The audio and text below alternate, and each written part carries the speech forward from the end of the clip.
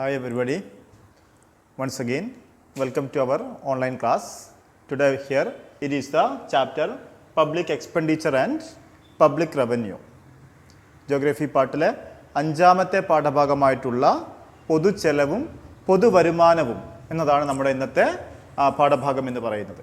Okay, so ഈ ഒരു പാഠഭാഗത്ത് നമുക്ക് പഠിക്കേണ്ട പ്രധാനപ്പെട്ട ഭാഗങ്ങൾ എന്ന് പറയുന്നത്, അതായത് ഈ പാഠത്തിൻ്റെ ഹെഡിങ്ങിൽ തന്നെ പറയുന്നത് പോലെ എന്തിനെയാണ് നമ്മൾ പൊതുവരുമാനം അതേപോലെ പൊതുചെലവ് എന്ന് പറയുന്നത്. പബ്ലിക് എക്സ്പെൻഡിച്ചർ അഥവാ പൊതുചെലവ്, എന്തിനെയാണ് പൊതുചെലവ് എന്ന് പറയുന്നത്, പൊതുചെലവിൻ്റെ ആവശ്യകത എന്താണ്, എന്തുകൊണ്ടാണ് പൊതുചെലവിൽ വർധനവുണ്ടാകുന്നത് തുടങ്ങിയ കാര്യങ്ങൾ. ഓക്കെ, അതേപോലെ തന്നെ പബ്ലിക് റവന്യൂ, പൊതുവരുമാനം എന്ന് പറഞ്ഞാൽ എന്താണ്, പൊതുവരുമാനം ഉണ്ടാകുന്നത് എങ്ങനെയാണ് തുടങ്ങിയിട്ടുള്ള കാര്യങ്ങളാണ് നമുക്ക് ഈ പാഠഭാഗത്ത് പഠിക്കേണ്ടത്. Let us discuss. First we need to understand what it is called as public expenditure. എന്തിനെയാണ് നമ്മൾ ചെലവ് എന്നതുകൊണ്ട് ഉദ്ദേശിക്കുന്നത്? The expenditure incurred by the government, it is known as the public expenditure. As we know, nowadays the government is doing many more activities, and for completing the activities government is spending a huge amount of money, and this kind of expenditure incurred by the government, it is called as the public expenditure. And the other side, the government also getting the income as the persons, individuals getting their income and they are spending the money. Then we are saying that it is the personal income and personal expenditure. Same way here, the government also have their own sources to get the income, and the income received by the government, it is generally called as public revenue. അതായത് പൊതുചെലവ് എന്ന് പറഞ്ഞാൽ government ചെലവഴിക്കുന്നതിനെയാണ് നമ്മൾ ഇവിടെ എന്തുകൊണ്ട് ഉദ്ദേശിക്കുന്നത്, പൊതുചെലവ് എന്നതുകൊണ്ട് ഉദ്ദേശിക്കുന്നത്. നമ്മുടെ രാജ്യത്ത് നമുക്കറിയാം വളരെ വലിയ അളവിൽ വിവിധ പദ്ധതികൾക്ക് വേണ്ടിയിട്ടും മറ്റും ഗവൺമെൻറ് ധാരാളം പണം ചെലവഴിക്കുന്നുണ്ട്. അങ്ങനെ ചെലവഴിക്കുന്നതിനെ പൊതുവെ എന്തെന്ന് പറയുന്നു, പൊതുചെലവ് എന്ന് പറയുന്നു. മറ്റൊരു ഭാഗത്ത് പൊതുചെലവ് നടത്തണമെങ്കിൽ ഗവൺമെൻറ്റിന് എന്തുമുണ്ട്, വരുമാനവുമുണ്ട്. ഗവൺമെൻറ്റിന് വ്യത്യസ്ത മാർഗങ്ങളിലൂടെ ധാരാളമായിട്ട് വരുമാനം വന്നു ചേരുന്നുണ്ട്. ഇങ്ങനെയുള്ള വരുമാനത്തെ നമ്മൾ എന്തെന്നും പറയുന്നു, പൊതുവരുമാനം എന്നും പറയുന്നു. അപ്പോൾ ഈ രണ്ട് കാര്യങ്ങളെ പറ്റിയിട്ടും കുറച്ചും കൂടി ആഴത്തിലാണ് ഇനി നമ്മൾ പഠിക്കാൻ പോകുന്നത്. ഓക്കെ, അതിൻ്റെ മറ്റ് വശങ്ങൾ എന്തൊക്കെയാണ് എന്ന കാര്യത്തിലേക്കാണ് നമ്മൾ പഠിക്കാൻ പോകുന്നത്.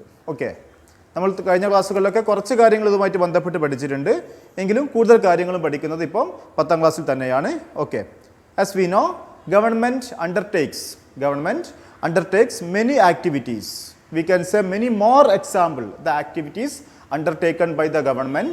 We can say many more examples: constructing the roads, okay, constructing the bridges, spending the money for the educational purpose, for health service. Many more activities are there. Government is spending the money. The expenditure incurred by the government is known as public expenditure. Okay, and next part, the public expenditure can be classified under two headings. Public expenditure can be classified under two headings. The first one is developmental expenditure and the second one is non-developmental expenditure. അതായത് നമ്മൾ ഇതുവരെ പറഞ്ഞിരുന്ന പൊതുചെലവ് എന്ന് പറയുന്നതിലേക്ക് നമ്മൾ ആഴത്തിൽ പഠിക്കുമ്പോൾ എന്ത് കാര്യങ്ങൾ മനസ്സിലാക്കുന്നു, നമ്മൾ പൊതുചെലവിനെ നമുക്ക് രണ്ടായി തിരിക്കാം. അതിലൊന്നാമത്തേതിനെയാണ് എന്തെന്ന് പറയുന്നത്, വികസന ചെലവ്, അല്ലെങ്കിൽ വികസനോന്മുഖമായിട്ടുള്ള ചെലവുകളെയാണ് നമ്മൾ ഡെവലപ്മെൻ്റൽ എക്സ്പെൻഡിച്ചർ എന്നതുകൊണ്ട് ഉദ്ദേശിക്കുന്നത്. വികസനേതര ചെലവ് എന്നും പറയുന്നു, അതിനെയാണ് എന്തെന്ന് പറയുന്നത്, നോൺ ഡെവലപ്മെൻ്റൽ എക്സ്പെൻഡിച്ചർ എന്നതുകൊണ്ട് ഉദ്ദേശിക്കുന്നത്. അപ്പോൾ ഇതിൽ ഓരോന്നിലും വരുന്ന ഘടകങ്ങൾ ഏതൊക്കെയാണെന്ന് നമുക്ക് നോക്കാം. ഞാൻ നേരത്തെ പറഞ്ഞിരുന്നത് പോലെ തന്നെ the expenditure incurred by the government for constructing roads, bridges and harbors, setting up new enterprises, setting up educational institutions, setting up health facilities, etc. are the part of developmental expenditure. വികസനാത്മകമായിട്ടുള്ള വികസനോന്മുഖമായിട്ടുള്ള ചെലവുകളാണ് ഇത്തരം ചെലവുകൾ എന്ന് പറയുന്നത്. പാലങ്ങൾ നിർമ്മിക്കുന്നു, റോഡുകൾ നിർമ്മിക്കുന്നു, വിദ്യാഭ്യാസ സ്ഥാപനങ്ങൾ ഉണ്ടാക്കുന്നു, അത് നടത്തിക്കൊണ്ടുപോകുന്നതിനാവശ്യമായിട്ടുള്ള ചെലവുകൾ വഹിക്കുന്നു. അതേപോലെ ആരോഗ്യ സംവിധാനങ്ങൾ ഒരുക്കുന്ന രാജ്യത്തെ ജനങ്ങൾക്ക് വേണ്ടിയിട്ട്. ഇത്തരം ചെലവുകളെല്ലാം തന്നെ എന്തിൻ്റെ ഭാഗമാണ്? വികസനോന്മുഖമായിട്ടുള്ള വികസനപരമായിട്ടുള്ള ചെലവുകൾക്ക് ഉദാഹരണമാണ്. അതേസമയം മറ്റു ചില മേഖലകളിലും ഗവൺമെൻറ് വളരെ വലിയ അളവിൽ പണം ചെലവഴിക്കുന്നുണ്ട്. അത്തരം മേഖലകൾക്കുള്ള ഉദാഹരണങ്ങളാണ് ഏതെന്നൊക്കെ പറയുന്നത്. യുദ്ധം ഉണ്ടാവുകയാണെങ്കിൽ ആ സമയത്ത് ഗവൺമെൻറ്റിന് വളരെ വലിയ അളവിൽ പണം ചെലവഴിക്കേണ്ടി വരുന്നുണ്ട്, യുദ്ധത്തിന് വേണ്ട ചെലവ്. അതേപോലെ തന്നെ ഗവൺമെൻറ് പലപ്പോഴും പണം വളരെ വലിയ അളവിൽ പണം കടം വാങ്ങുന്നുണ്ട് വ്യത്യസ്ത ആവശ്യങ്ങൾക്ക് വേണ്ടിയിട്ട്. അത്തരം സമയത്ത് അത്തരം കടം വാങ്ങലുകൾക്ക് എന്ത് നൽകേണ്ടിയിരിക്കുന്നു? ഇൻട്രസ്റ്റ്, പലിശ നൽകേണ്ടിയിരിക്കുന്നു. ഇങ്ങനെ പലിശ അടയ്ക്കുവാൻ വേണ്ടി ഉപയോഗിക്കുന്ന പണം. അതേപോലെ തന്നെ മറ്റെന്തെന്ന് പറയുന്നു? പെൻഷൻ തുടങ്ങിയ മേഖലകളിൽ ഗവൺമെൻറ് ചിലവഴിക്കുന്ന പണത്തെ നമുക്ക് ഏത് ഗണത്തിൽപ്പെടുത്താം? വികസനേതര ചെലവിൽ ഉൾപ്പെടുത്താം. Non developmental expenditure. So the expense on war and the money spending for to pay the interest and the amount spending for the pension etc. are the part of non-developmental expenditure. So these are the classification of public expenditure. And one more thing is there is an increase in public expenditure while the population increases. Population, ജനസംഖ്യ വർദ്ധിക്കുന്നതിനനുസരിച്ച് എന്തിലും വർധനവുണ്ടാകുന്നു? ഗവൺമെൻറ്റിൻ്റെ ചെലവിലും കാര്യമായിട്ടുള്ള വർധനവുണ്ടാകുന്നു. The government should provide the basic life facilities to the people like the education, the shelters and food etc. are there. This way there is an increase in public expenditure while the increase in the population. അതായത് ജനസംഖ്യ വർദ്ധിക്കുന്നതിനനുസരിച്ച് ജനങ്ങൾക്ക് ആവശ്യമായിട്ടുള്ള അടിസ്ഥാന സൗകര്യങ്ങൾ government നൽകുന്നുണ്ട്. ഇങ്ങനെ നൽകുമ്പോൾ ജനസംഖ്യയിൽ ഉണ്ടാകുന്ന വർധനവിന് അനുസരിച്ച് എന്തും വർദ്ധിച്ചുകൊണ്ടേയിരിക്കുന്നു? പൊതു ചെലവും വർദ്ധിച്ചുകൊണ്ടേയിരിക്കുകയും ചെയ്യുന്നു. So we can say that there is an increment in the public expenditure while the population increases. അതുമാത്രമല്ല മറ്റു ചില കാരണങ്ങളാലും എന്ത് വർദ്ധിച്ചുകൊണ്ടേയിരിക്കുന്നു? പൊതു ചെലവ് വർദ്ധിച്ചുകൊണ്ടേയിരിക്കുന്നു. അപ്പോൾ ഏതാനും ചില പോയിന്റ്സുകൾ നമുക്ക് നോക്കാം. Increase in the defence expenditure, പ്രതിരോധ ചെലവുകൾക്ക് വേണ്ടിയിട്ട് അല്ലെങ്കിൽ പ്രതിരോധ ചെലവിലുണ്ടാകുന്ന വർധനവ് എന്ത് വർദ്ധിപ്പിക്കുന്നു? പബ്ലിക് എക്സ്പെൻഡിച്ചർ വർദ്ധിപ്പിക്കുന്നു. ഓക്കെ. വെൽഫെയർ ആക്ടിവിറ്റീസ്, അതായത് ക്ഷേമ പദ്ധതികൾ. ഗവൺമെൻറ് വളരെയധികം ക്ഷേമ പദ്ധതികൾ നടപ്പിലാക്കുന്നുണ്ട്. ഇങ്ങനെ ക്ഷേമ പദ്ധതികൾക്കായി ധാരാളം പണം ചെലവഴിക്കുകയും ചെയ്യുന്നു. ഇങ്ങനെ എന്ത് വർദ്ധിക്കുകയും ചെയ്യുന്നു? പൊതു ചിലവ് വർദ്ധിക്കുകയും ചെയ്യുന്നു. അർബനൈസേഷൻ, നഗരവൽക്കരണം നടക്കുമ്പോൾ അതിനനുസൃതമായിക്കൊണ്ട് അടിസ്ഥാന സൗകര്യങ്ങൾ ധാരാളം വികസിപ്പിക്കേണ്ടിയിരിക്കുന്നു. അതും ഗവൺമെൻറ്റിൻ്റെ എന്ത് വർദ്ധിപ്പിച്ചുകൊണ്ടേയിരിക്കുന്നു? പൊതു ചെലവ് വർദ്ധിപ്പിച്ചുകൊണ്ടേയിരിക്കുന്നു. Okay. And here we are discussing something about the public revenue. The income received by the government, it is called as the public revenue. Okay, the income of the government is known as public revenue. Okay, ഗവൺമെൻറ്റിന് ലഭിക്കുന്ന വരുമാനത്തെയാണ് നമ്മൾ എന്തെന്ന് പറയുന്നത്? പൊതുവരുമാനം എന്നതുകൊണ്ട് ഉദ്ദേശിക്കുന്നത്. Okay. Think about the sources of revenue of the government. So we can think about the sources of the revenue of the government. Okay. എന്തൊക്കെയാണ് ഗവൺമെൻറ്റിന് വരുമാനം ലഭിക്കുന്ന സ്രോതസ്സുകൾ എന്ന് നോക്കാം നമുക്ക്, കേട്ടോ. The government earns income primarily from two sectors or two sources. The government earn income primarily from two sources. That sources are taxes, tax revenue and non tax revenue. The source of the revenue of the government, it is tax revenue and non tax revenue. അതായത് നികുതി വരുമാനവും നികുതിയേതര വരുമാനവുമാണ് ആരുടെ വരുമാനത്തിൻ്റെ പ്രധാനപ്പെട്ട സ്രോതസ്സുകൾ എന്ന് പറയുന്നത്? ഗവൺമെൻറ്റിൻ്റെ വരുമാനത്തിൻ്റെ ഏറ്റവും പ്രധാനപ്പെട്ട സ്രോതസ്സുകൾ എന്ന് പറയുന്നത്. നികുതിയിലൂടെ ഗവൺമെൻറ്റിന് വളരെ വലിയ അളവിൽ പണം ലഭിക്കുന്നു. അതേപോലെ നികുതി ഇതര വരുമാനം, നികുതി അല്ലാതെ മറ്റു മാർഗങ്ങളിലൂടെയും ഗവൺമെൻറ്റിന് വരുമാനം ലഭിക്കുന്നു. അവ ഏതൊക്കെയാണെന്ന് നമുക്ക് ഡീറ്റെയിൽ ആയിട്ട് നോക്കാം. Okay. So the public revenue classified under two headings. The first one is tax revenue and the second one is non-tax revenue. And now we are learning about the taxes. Further, the taxes we are classifying under two headings. First one is direct tax and the second one is indirect tax. നമ്മൾ പറഞ്ഞിരിക്കുന്നത് ഗവൺമെന്റിന്റെ വരുമാന മാർഗങ്ങൾ എന്ന് പറയുന്നത് നികുതി വരുമാനവും നികുതി ഇതര വരുമാനവുമാണ്. ഇതിൽ നികുതി വരുമാനത്തെ നമ്മൾ നികുതി വരുമാനത്തെ നമ്മൾ വീണ്ടും എന്ത് ചെയ്യുന്നു? രണ്ടായി തരംതിരിക്കുന്നു. ഒന്നിനെ പ്രത്യക്ഷ നികുതി എന്ന് പറയുന്നു, രണ്ടാമത്തേതിനെ എന്തെന്നും പറയുന്നു? പരോക്ഷ നികുതി എന്നും പറയുന്നു. ഇങ്ങനെ നികുതി വരുമാനത്തെ രണ്ടായി തിരിക്കാം, പ്രത്യക്ഷ നികുതി, പരോക്ഷ നികുതി. ഓക്കെ, അപ്പോൾ നമുക്കിവിടെ നോക്കാം.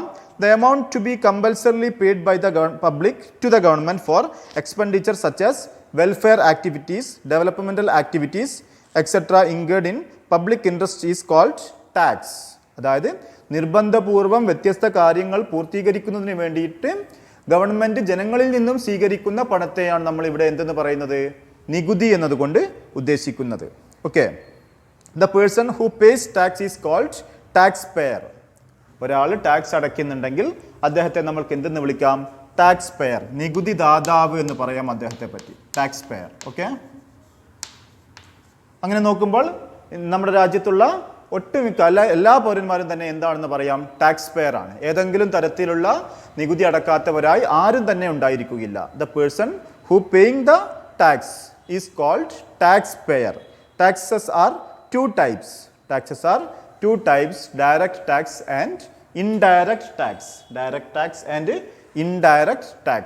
So we can discuss about the direct tax and the indirect tax. Okay. Land tax. We can say different types of tax, and we are saying the examples for different types of tax. We are very familiar with the term land tax.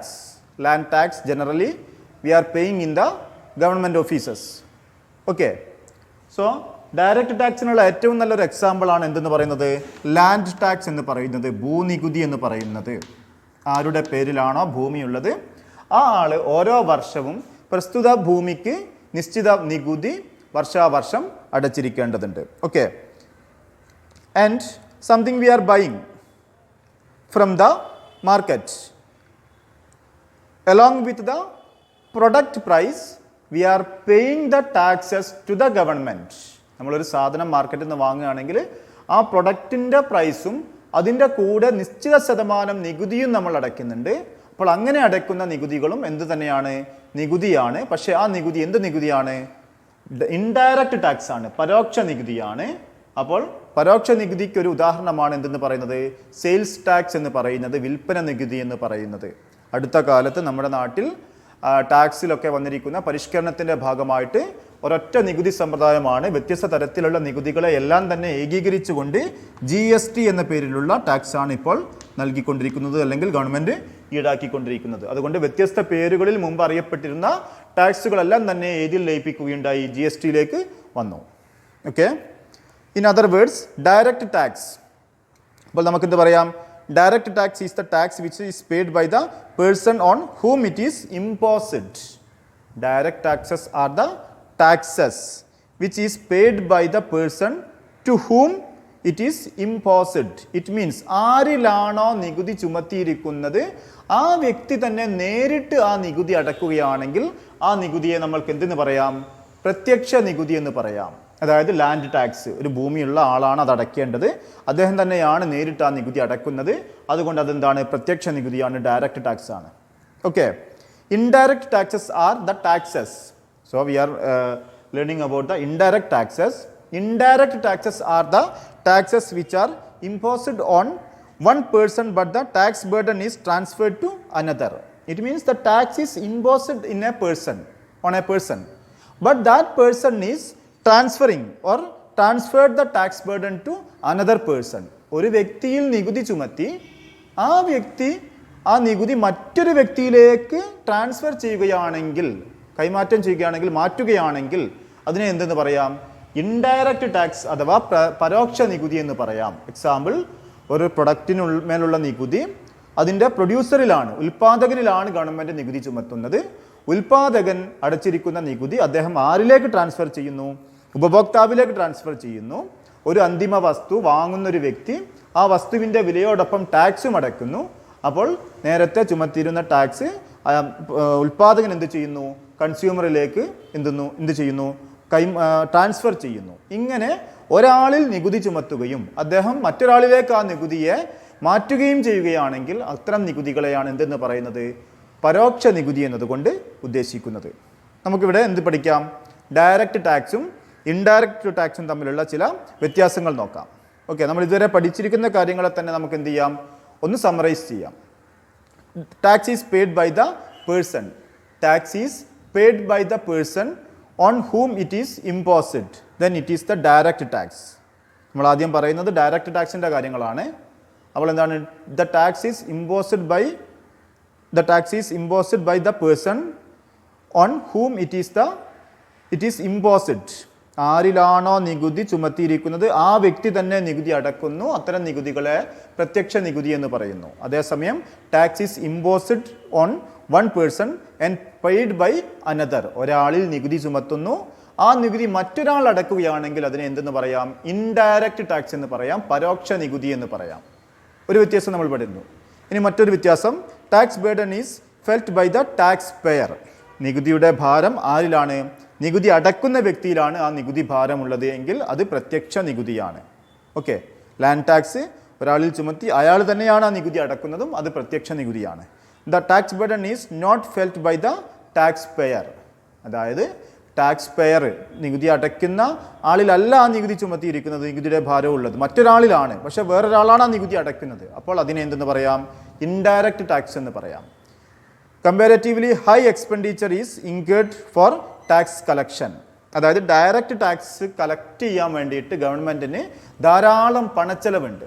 താരതമ്യേന ധാരാളം പണച്ചെലവുണ്ട് direct tax collect ചെയ്യാൻ വേണ്ടിയിട്ട് ഗവൺമെൻറ്റിന്. But in the case of indirect tax comparatively low expenditure is incurred for tax collection.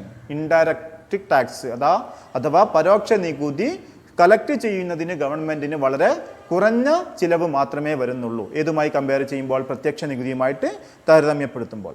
Okay, and major direct taxes in India. ഇന്ത്യയിലെ പ്രധാനപ്പെട്ട പ്രത്യക്ഷ നികുതികൾ ഏതൊക്കെയാണെന്ന് നോക്കാം നമുക്ക്. The major direct taxes in India. The first one is personal income tax. നമ്മൾ എല്ലാവർക്കും സുപരിചിതമായിട്ടുള്ള ടേമാണ് income tax. Income tax are two types. The first one is personal income tax and the second one is corporate income tax.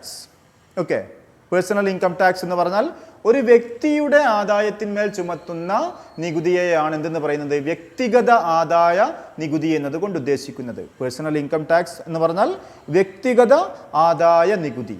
ഒരു വ്യക്തിക്ക് government നിഷ്കർഷിച്ചിട്ടുള്ള ഒരു വരുമാന പരിധി ഉണ്ടായിരിക്കും. അതിലധികം വരുമാനമുണ്ട് എങ്കിൽ ആ വരുമാനത്തിൻ്റെ നിശ്ചിത ശതമാനം ആരിലേക്ക് നികുതിയായിട്ട് അടക്കുന്നു, ഗവൺമെൻറ്റിലേക്ക് നികുതിയായി അടക്കുന്നു. അത്തരം നികുതികളെയാണ് എന്തെന്ന് പറയുന്നത്, പേഴ്സണൽ ഇൻകം ടാക്സ് എന്ന് പറയുന്നത്. Okay, the tax imposed on the income of individual is called. The tax imposed by the income of the individual is called personal income tax. Tax rate is increases with income. അതായത് വരുമാനം വർദ്ധിക്കുന്നതിനനുസരിച്ച് എന്ത് ചെയ്തുകൊണ്ടിരിക്കും, ടാക്സിൻ്റെ rate കൂടിക്കൊണ്ടേയിരിക്കുകയും ചെയ്യും. എന്ന് പറഞ്ഞാൽ 5 ലക്ഷം രൂപ ഒരു വർഷത്തിൽ വരുമാനമുള്ളൊരു വ്യക്തി അടയ്ക്കേണ്ട ഇൻകം ടാക്സ് എത്രയാണോ അതിലും കുറച്ചും കൂടി അധികമായിരിക്കും 6 ലക്ഷമോ 7 ലക്ഷമോ 8 ലക്ഷമോ വാർഷിക വരുമാനമുള്ളൊരു വ്യക്തി അടയ്ക്കേണ്ട ആദായ നികുതി എന്ന് പറയുന്നത്. അതായത് വരുമാനം വർദ്ധിക്കുന്നതിനനുസരിച്ച് നികുതി നിരക്കിലും അല്പം വ്യത്യാസമുണ്ടായിരിക്കും, വർധനവുണ്ടായിരിക്കും. Tax is imposed on income beyond a certain limit. The tax is imposed income beyond a certain limit.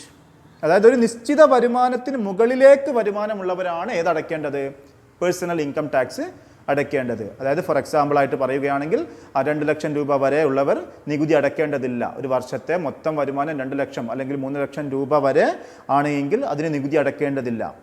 അത് 4 ലക്ഷമോ 5 ലക്ഷമോ 6 ലക്ഷമോ ആണെങ്കിൽ നികുതി അടയ്ക്കേണ്ടതുണ്ട്. ഈ രീതിയിലുള്ള ഒരു നിശ്ചിത വരുമാന പരിധി ഉണ്ടായിരിക്കും. ആ വരുമാന പരിധിക്ക് മുകളിലേക്ക് ആണ് വരുമാനമെങ്കിലാണ് എന്തടയ്ക്കേണ്ടത്, നികുതി അടയ്ക്കേണ്ടത്. ഓക്കെ, അടുത്തത് കോർപ്പറേറ്റ് ഇൻകം ടാക്സ് ആണ്. Corporate income tax is the tax imposed on the net income or profit of a company. It is the tax imposed on the net income or profit of a company. It is called as the corporate tax or corporate income tax. Company നികുതി എന്ന് പറയുന്നു. എന്തിനാണത്? നമ്മുടെ രാജ്യത്തൊക്കെ തന്നെ വളരെ വലിയ അളവിൽ വാണിജ്യ വ്യവസായ പ്രവർത്തനങ്ങൾ നടത്തുന്ന ധാരാളം കമ്പനികളുണ്ട്. ഈ കമ്പനികളുടെ മൊത്തം വരുമാനത്തിനോ അല്ലെങ്കിൽ മൊത്തം ലാഭവീതത്തിൻ്റെയോ മേൽ ചുമത്തപ്പെടുന്ന നികുതികളെയാണ് എന്തെന്ന് പറയുന്നത്? കോർപ്പറേറ്റ് ഇൻകം ടാക്സ് അഥവാ കമ്പനി നികുതി എന്നതുകൊണ്ട് ഉദ്ദേശിക്കുന്നത്. Okay, main indirect taxes in India. അടുത്തത് നമ്മൾ ഏതാണ് നോക്കുന്നത്? ഇന്ത്യയിലെ പ്രധാനപ്പെട്ട പരോക്ഷ നികുതികൾ ഏതൊക്കെയാണെന്ന് നോക്കാം. ഇൻഡയറക്റ്റ് ടാക്സസ് ഇവിടെ പറയുന്നു വാല്യൂ ആഡഡ് ടാക്സ്, വാറ്റ് മുമ്പുണ്ടായിരുന്നു. GST പ്രാബല്യത്തിൽ വരുന്നതിന് മുമ്പായിരുന്നു വാറ്റ് ഉണ്ടായിരുന്നത്. വാല്യൂ ആഡഡ് ടാക്സ്, മൂല്യവർദ്ധിത നികുതി എന്നാണ് ഇതിന് പറയുന്നത്. ഒരു വസ്തുവിൻ്റെ ഉൽപാദന പ്രക്രിയയുടെ ഓരോ ഘട്ടത്തിലും മൂല്യം കൂട്ടിച്ചേർക്കുന്നതിന് കണക്കാക്കി ഓരോ ഘട്ടത്തിലും നികുതി ചുമത്തുന്നു. ഇതിനെയാണ് എന്തെന്നതുകൊണ്ട് ഉദ്ദേശിക്കുന്നത്? വാറ്റ് അഥവാ വാല്യൂ ആഡഡ് ടാക്സ് എന്നതുകൊണ്ട് ഉദ്ദേശിക്കുന്നത്. ഓക്കെ, എക്സൈസ് ഡ്യൂട്ടി, ഇതെല്ലാം തന്നെ നമ്മളിപ്പോൾ പറയുന്ന ടാക്സുകളിൽ ഒട്ടുമിക്ക ടാക്സുകളും ഇത് മുമ്പുണ്ടായിരുന്നതാണ്.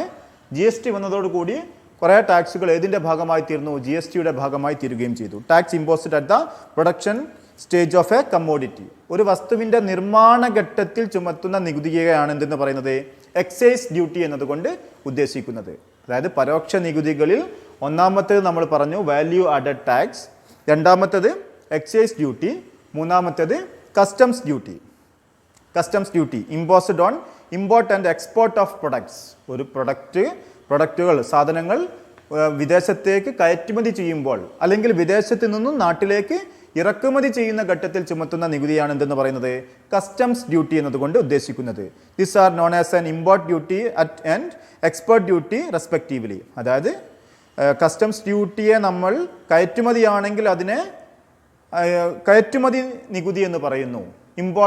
എക്സ്പോർട്ട് ടാക്സ് എന്ന് പറയുന്നു. ഇറക്കുമതിയാണെങ്കിൽ ഇറക്കുമതി തീരുവ അല്ലെങ്കിൽ ഇറക്കുമതി നികുതി ഇമ്പോർട്ട് ടാക്സ് എന്ന് പറയുന്നു. Okay, for example import duty is imposed when foreign cars are imported. ഇന്ത്യയിലേക്ക് വിദേശ രാജ്യങ്ങളിൽ നിന്നും കാറുകൾ ഇറക്കുമതി ചെയ്യുമ്പോൾ ആ കാറിന് മേൽ ചുമത്തപ്പെടുന്ന നികുതി എന്താണ്? ഇമ്പോർട്ട് ടാക്സിനൊരു എക്സാമ്പിൾ ആണ്. അതേസമയം export duty is imposed on the export of pepper. നമ്മുടെ നാട്ടിൽ നിന്നും ധാരാളമായിട്ട് വിദേശത്തേക്ക് കയറ്റുമതി ചെയ്യുന്ന ഒരു ഉൽപ്പന്നമാണ് പെപ്പർ. പെപ്പർ ഇവിടുന്ന് കയറ്റുമതി ചെയ്യുമ്പോൾ നികുതി ചുമത്തുന്നു. അതിൻ്റെ പേരാണ് എന്തെന്ന് പറയാം?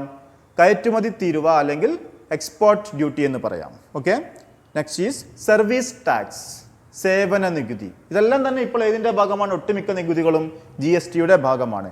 The tax imposed on service is called service tax. ഒരു സേവനത്തിൻ്റെ മേൽ ചുമത്തുന്ന നികുതിയെയാണ് സർവീസ് ടാക്സ് എന്നതുകൊണ്ട് ഉദ്ദേശിക്കുന്നത്. Tax imposed on telephone service is an example. അതായത് നമ്മൾക്ക് നമ്മുടെ വീട്ടിൽ ടെലിഫോൺ സർവീസ് ഉണ്ട് അല്ലെങ്കിൽ മൊബൈൽ ഫോൺ ഉണ്ട്. മൊബൈൽ ഫോൺ നമ്മൾ റീചാർജ് ചെയ്യുന്ന സമയത്ത് നിശ്ചിത തുക നമ്മൾ എന്തായിട്ട് കൊടുക്കുന്നു? ടാക്സ് ആയിട്ട് കൊടുക്കുന്നു. അപ്പോൾ ഇങ്ങനെയുള്ള സേവനങ്ങൾക്ക് മേൽ ചുമത്തുന്ന നികുതിയെ എന്തെന്ന് പറയുന്നു? സേവന നികുതി എന്ന പേരിലും അറിയപ്പെടുന്നു. Here next part, surcharge and cess. മറ്റ് നികുതികൾക്ക് ഉദാഹരണമാണ് എന്തെന്ന് പറയുന്നത്? സർചാർജ് എന്നതും അതേപോലെ തന്നെ സെസ് എന്ന പേരിലും അറിയപ്പെടുന്ന നികുതികൾ ഏതാണെന്ന് നോക്കാം. സർചാർജ് എന്ന് പറഞ്ഞാൽ additional tax imposed on tax is called surcharge. Additional tax imposed on tax is called surcharge. അതായത് ഒരു നികുതി നേരത്തെ ചുമത്തിയിട്ടുണ്ട്, അതിൻ്റെ മേൽ അഡീഷണൽ ആയിട്ട് നികുതി ചുമത്തുകയാണെങ്കിൽ അത്തരം നികുതികൾക്ക് പറയുന്ന പേരാണ് എന്ത് എന്നത്? സർചാർജ് എന്നത്. ഓക്കെ, അപ്പോൾ അതിന് ചില കാര്യങ്ങളുണ്ട്, അത് നമുക്ക് നോക്കാം. Generally surcharge is imposed for a specific period. ഒരു നിശ്ചിത കാലത്തേക്കാണ് എന്ത് ചുമത്താറുള്ളത്? സർചാർജ് ചുമത്താറുള്ളത്. എക്സാമ്പിൾ, ഇൻകം ടാക്സ് നമ്മൾ നേരത്തെ പറഞ്ഞിരുന്നു. Income tax as an example, 10 ലക്ഷം രൂപ വരെ വരുമാനമുള്ളവർ ഒരു വർഷത്തിൽ 10% ഇൻകം ടാക്സ് അടയ്ക്കണം എന്നതാണ് ജനറൽ ആയിട്ടുള്ള കാര്യം എന്ന് പറയുന്നത്. ഇനി അതിന് പുറത്ത് 10 ലക്ഷത്തിലധികം അല്ലെങ്കിൽ വരുമാനമുള്ളവരാണെങ്കിൽ അല്ലെങ്കിൽ 10 ലക്ഷം വരുമാനമുള്ള ആൾ തന്നെയാണെങ്കിൽ അദ്ദേഹം ഒരു അഡീഷണൽ ആയിട്ട് കുറച്ചും കൂടി അല്ലെങ്കിൽ 2-3% വീണ്ടും നികുതി അടയ്ക്കേണ്ടി വരുന്നു. ഇങ്ങനെ അടയ്ക്കുന്ന ഒരു ടാക്സ് നേരത്തെയുണ്ട്, അതിൻ്റെ മേൽ അഡീഷണലായി ചുമത്തുന്ന നികുതിയെയാണ് എന്തെന്ന് പറയുന്നത്? സർചാർജ് എന്നതുകൊണ്ട് ഉദ്ദേശിക്കുന്നത്. ഓക്കെ, ഇനി അടുത്ത ഭാഗം സെസ് എന്നാൽ എന്ത് എന്നാണ്. Cess, surcharge and cess. അപ്പോൾ നമ്മൾ പറഞ്ഞു സർചാർജ് എന്താണ്? Generally surcharge is imposed for a specific period of time. ഒരു നിശ്ചിത കാലത്തേക്കാണ് സർചാർജ് ചുമത്തുന്നത്, നമുക്കറിയാം. ഇനി cess, additional tax imposed by the government for certain specific purpose is called cess. Additional tax imposed by the government for certain specific purpose, it is called as the cess.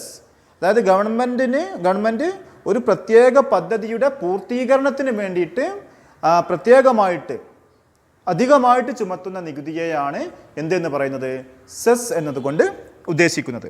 അപ്പോൾ government ഒരു പ്രത്യേക പദ്ധതി പൂർത്തീകരിക്കുവാൻ ഉദ്ദേശിച്ചിട്ടുണ്ട്. അപ്പോൾ ആ പദ്ധതി പൂർത്തീകരിക്കുന്നതോടുകൂടി ഈ അഡീഷണലായിട്ട് ചുമത്തിയിരിക്കുന്ന നികുതി പിരിക്കുന്നത് നിർത്തുകയും ചെയ്യും. Cess will be discontinued.